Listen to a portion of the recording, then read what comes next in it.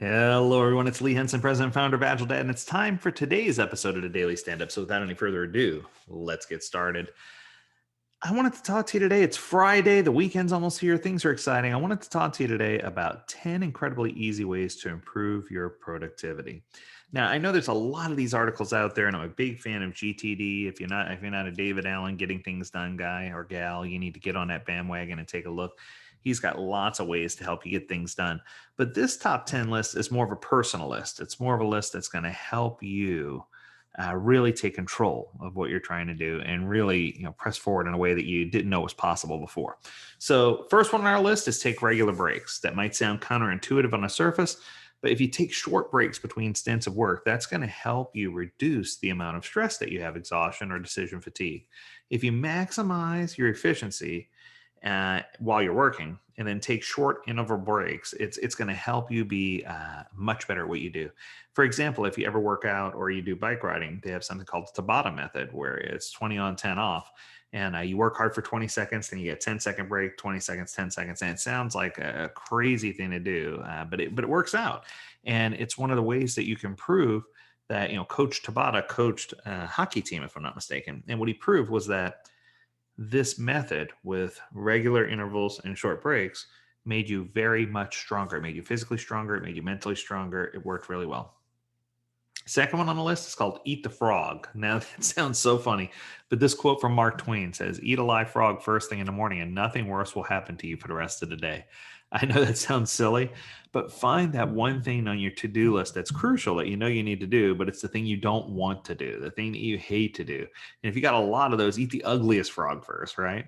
You need to find that one thing and just get it done. Because then once you get that done, even if you don't get anything else done that day, the rest of your day is a success, right?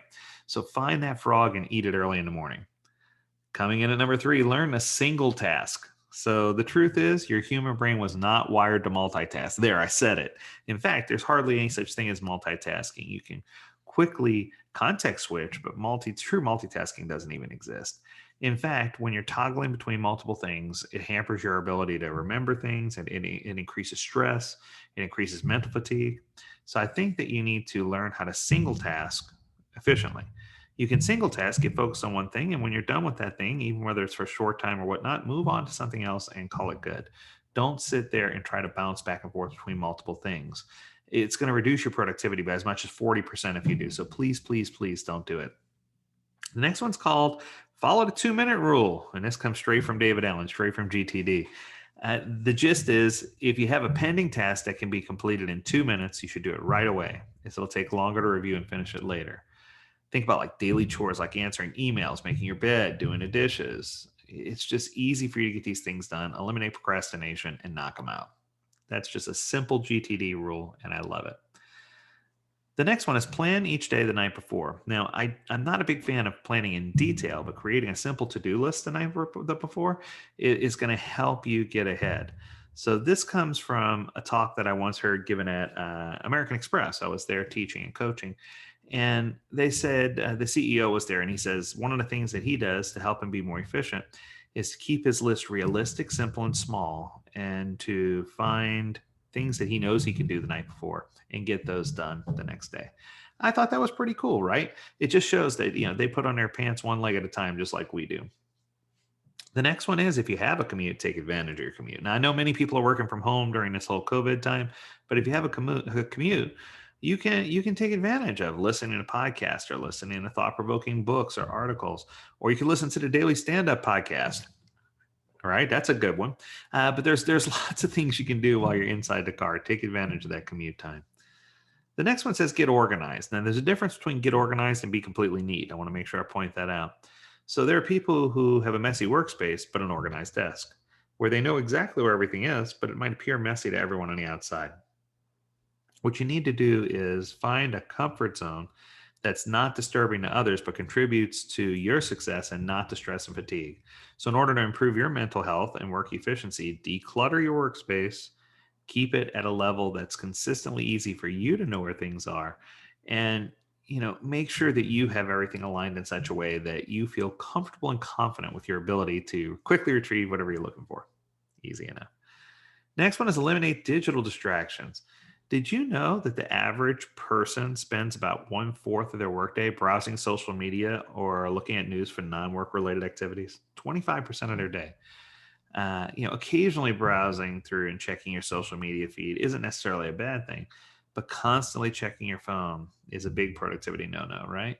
So set a time limit, time box those series where you're going to use the internet or social media. And, outside of that, put your phone on a silent mode, put it aside, and don't let it distract you, especially in a work from home environment. That's an easy one to violate, right? So make sure you're taking advantage and taking care of that. My favorite one that I wrote down was make a not to do list. We all know what the to do list is, but what's a not to do list?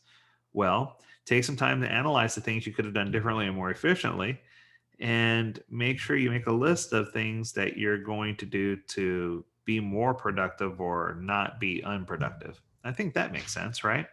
So you have to do some self analysis. You have to do an introspective, but you have to make sure that you're making those lists small and that you're incorporating them into your daily routine so they become habitual, so they become something that you want to do. And finally, my favorite one of all, get enough sleep. Did you know that 7 to 9 hours of sleep each night is crucial for your physical health and well being? That's dangerous for me because I sleep usually about 6 hours and 30 to 6 hours and 45 minutes.